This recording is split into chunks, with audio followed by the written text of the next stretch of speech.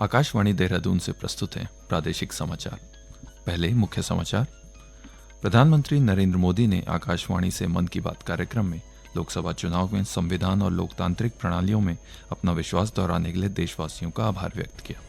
श्री मोदी ने विशेष अभियान एक पेड़ मां के नाम से लोगों में अपने मां के साथ मिलकर एक पेड़ लगाने की अपील की। जनरल उपेंद्र द्विवेदी ने नए थल सेनाध्यक्ष के रूप में कार्यभार ग्रहण किया। देहरादून स्मार्ट सिटी परियोजना की अवधि 2025 तक बढ़ाई गई और प्रदेश के विभिन्न हिस्सों में कल भारी बारिश का अनुमान। नमस्कार, समाचार के साथ मैं सुशांत सकलानी और अब समाचार विस्तार से। प्रधानमंत्री नरेंद्र मोदी ने लोकसभा चुनाव में संविधान और देश की लोकतांत्रिक प्रणालियों में अपना विश्वास दोहराने के लिए देशवासियों का आभार व्यक्त किया। आज आकाशवाणी से मन की बात में प्रधानमंत्री ने देशवासियों से कहा कि 2024 का आम चुनाव दुनिया का सबसे बड़ा चुनाव था। मैं आज देशवासियों को धन्यवाद करता हूं कि उन्होंने हमारे संविधान और देश की लोकतांत्रिक व्यवस्थाओं पर अपना अटूट विश्वास दोहराया है। 24 का चुनाव दुनिया का सबसे बड़ा चुनाव था जिसमें 65 करोड़ लोगों ने वोट डाले हैं। मैं चुनाव आयोग और मतदान की प्रक्रिया से जुड़े हर व्यक्ति को इसके लिए बधाई देता हूं। प्रधानमंत्री ने विश्व पर्यावरण दिवस पर इस वर्ष शुरू किए गए विशेष अभियान एक पेड़ मां के नाम का उल्लेख किया। इस वर्ष विश्व पर्यावरण दिवस पर एक विशेष अभियान शुरू किया गया है। इस अभियान का नाम है एक पेड़ मां के नाम। मैंने भी एक पेड़ अपनी मां के नाम लगाया है। मैंने सभी देशवासियों से, दुनिया के सभी देशों के लोगों से ये अपील की है कि अपनी मां के साथ मिलकर या उनके नाम पर एक पेड़ जरूर लगाएं। प्रधानमंत्री ने कहा कि पिछले दशक के दौरान भारत में वन क्षेत्र का अभूतपूर्व विस्तार हुआ है और अमृत महोत्सव के दौरान देश भर में 60,000 से ज्यादा अमृत सरोवर भी बनाए गए। प्रधानमंत्री ने कहा कि अगले महीने इस समय तक पेरिस ओलंपिक शुरू हो चुके होंगे। उन्होंने ओलंपिक खेलों के लिए भारतीय दल को शुभकामनाएं दी। प्रधानमंत्री ने आकाशवाणी परिवार को भी बधाई दी क्योंकि आकाशवाणी का संस्कृत बुलेटिन आज अपने प्रसारण के 50 वर्ष पूरे कर रहा है।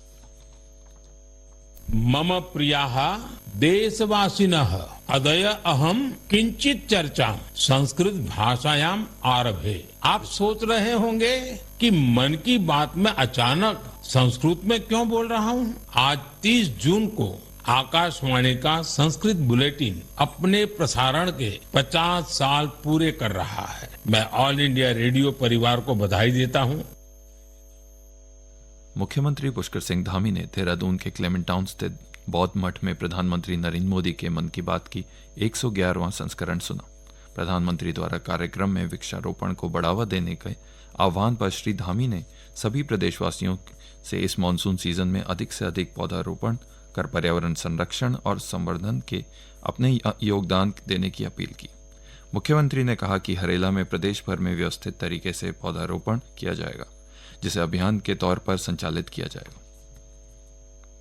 और आज उन्होंने एक पेड़ जो लगाने का आह्वान किया है, निश्चित रूप से हमारे लिए इससे बहुत हमको प्रोत्साहन मिलेगा, प्रेरणा मिलेगी। और उत्तराखंड के अंदर जो हमारा पर्व आता है हरेला पर्व, उस हरेला पर्व पर हम पहले से भी योजना बना रहे हैं और आदरणीय प्रधानमंत्री जी के आज के उद्बोधन के बाद हम लोग और नियोजित होकर, एक व्यवस्थित होकर पूरे प्रदेश के अंदर जल संचय, जल संरक्षण, प्रकृति के संरक्षण पर अधिकाधिक वृक्षारोपण करेंगे, पौधारोपण करेंगे। इसके लिए अभियान चलाएंगे, इसके लिए समाज को जोड़ने का काम करेंगे, स्कूल के छात्र छात्राओं को जोड़ने का काम करेंगे और सबको साथ लेकर जल संचय के क्षेत्र में, जल संरक्षण के क्षेत्र में, पर्यावरण संरक्षण के क्षेत्र में हम देश का एक मॉडल राज्य हमारा बने, उसके लिए काम करेंगे। जल संरक्षण की जरूरत पर जोर देते हुए श्री धामी ने कहा कि जल स्रोतों के पुनर्जीवीकरण की दिशा में भी सभी को सामूहिक प्रयास करने होंगे। जनरल उपेंद्र द्विवेदी ने आज नई दिल्ली में नए थल सेनाध्यक्ष के रूप में कार्यभार ग्रहण कर लिया है। जनरल द्विवेदी ने 15 दिसंबर 1984 को थल सेना में इन्फेंट्री जम्मू और कश्मीर राइफल्स में कमीशन प्राप्त किया था। उन्होंने रक्षा और प्रबंधन अध्ययन में एमफिल और सामरिक अध्ययन और सेना विज्ञान में स्नातकोत्तर डिग्री हासिल की है। देहरादून को स्मार्ट शहर बनाने वाली परियोजना स्मार्ट सिटी प्रोजेक्ट की अवधि 2025 तक बढ़ा दी गई है। केंद्र सरकार ने पहले स्मार्ट सिटी प्रोजेक्ट की समय सीमा जून 2024 तय की थी, जो मार्च 2025 हो गई है। इस संबंध में आवास और शहरी मामलों के मंत्रालय की ओर से आदेश जारी किए गए। स्मार्ट सिटी परियोजना के तहत दून में ग्रीन बिल्डिंग के अलावा अन्य योजनाओं का काम लगभग पूरा हो चुका है। दून में प्रस्तावित smart road, child friendly city project और सिवर लाइन का कुछ कार्य पूरा होना बाकी है। 3 नए आपराधिक कानून, भारतीय न्याय संहिता, भारतीय नागरिक सुरक्षा संहिता और भारत साक्ष्य अधिनियम कल से लागू हो जाएंगे। केंद्र सरकार ने राज्य और केंद्र शासित प्रदेशों के साथ नियमित बैठक की है और वे इन कानूनों को लागू करने के लिए प्रौद्योगिकी, क्षमता निर्माण तथा जागरूकता उत्पन्न करने के लिए पूरी तरह से तैयार हैं। ये विधेयक पिछले साल शीतकालीन सत्र के दौरान संसद में पारित किए गए थे। नए आपराधिक कानून भारतीय नागरिकों को सशक्त बनाने की दिशा में एक महत्वपूर्ण कदम है। इन कानूनों का लक्ष्य सभी के लिए अधिक सुलभ, सहायक और कुशल न्याय प्रणाली बनाना है। नए आपराधिक कानूनों में प्रमुख प्रावधानों में घटनाओं की ऑनलाइन रिपोर्टिंग, किसी भी पुलिस स्टेशन में एफआईआर दर्ज करना और साथ ही पीड़ितों को एफआईआर की मुफ्त प्रति मिलना शामिल है। इसके अलावा गिरफ्तारी की स्थिति में व्यक्ति को इच्छानुसार किसी व्यक्ति को अपनी स्थिति के बारे में सूचित करने का अधिकार है। नए कानूनों में महिलाओं और बच्चों के खिलाफ अपराधों की जांच को भी प्राथमिकता दी गई है। राज्य के अधिकांश हिस्सों में कल बारिश की संभावना है। मौसम विज्ञान केंद्र ने देहरादून सहित पौड़ी, चंपावत, नैनीताल और हरिद्वार जिले में कल भारी से बहुत भारी बारिश होने की चेतावनी जारी की है। इस दौरान राज्य के अन्य हिस्सों में भी बारिश का येलो अलर्ट जारी किया है। इस बीच प्रदेश में आज मौसम का मिला जुला असर देखने को मिला। सुबह के समय राज्य में आमतौर पर बादल छाए रहे और कहीं कहीं हल्की से मध्यम बारिश हुई, जबकि दोपहर के बाद कुछ स्थानों में धूप खिली रही। मुख्यमंत्री पुष्कर सिंह धामी ने आज सरकार में विभिन्न विभागों को दायित्वधारियों के साथ बैठक कर प्रदेश के विकास से संबंधित विषयों पर चर्चा की। यह बैठक मुख्यमंत्री आवास के मुख्य सेवक सदन में आयोजित की गई।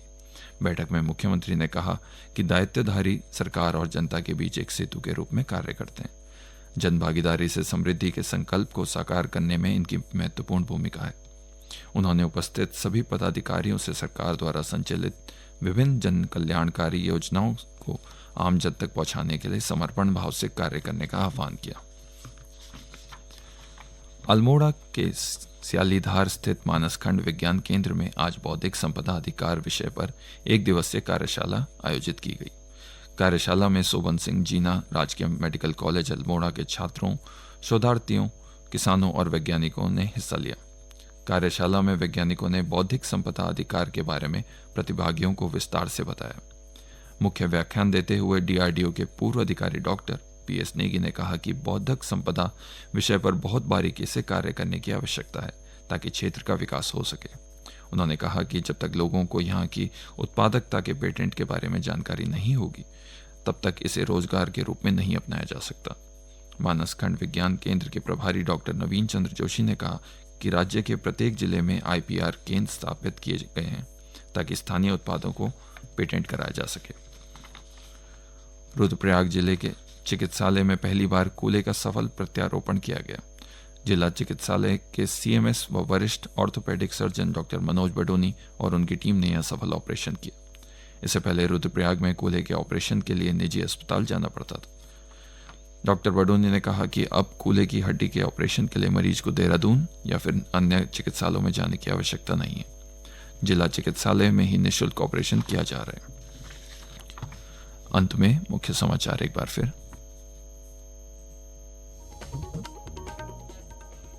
प्रधानमंत्री नरेंद्र मोदी ने आकाशवाणी से मन की बात कार्यक्रम में लोकसभा चुनाव में संविधान और लोकतांत्रिक प्रणालियों में अपना विश्वास दोहराने के लिए देशवासियों का आभार व्यक्त किया। श्री मोदी ने विशेष अभियान एक पेड़ मां के नाम से लोगों से अपनी मां के साथ मिलकर पेड़ लगाने की अपील की। जनरल उपेंद्र द्विवेदी ने नए थल सेना अध्यक्ष के रूप में कार्यभार ग्रहण किया। देहरादून स्मार्ट सिटी परियोजना की अवधि 2025 तक बढ़ाई गई और प्रदेश में विभिन्न हिस्सों में कल भारी बारिश का अनुमान।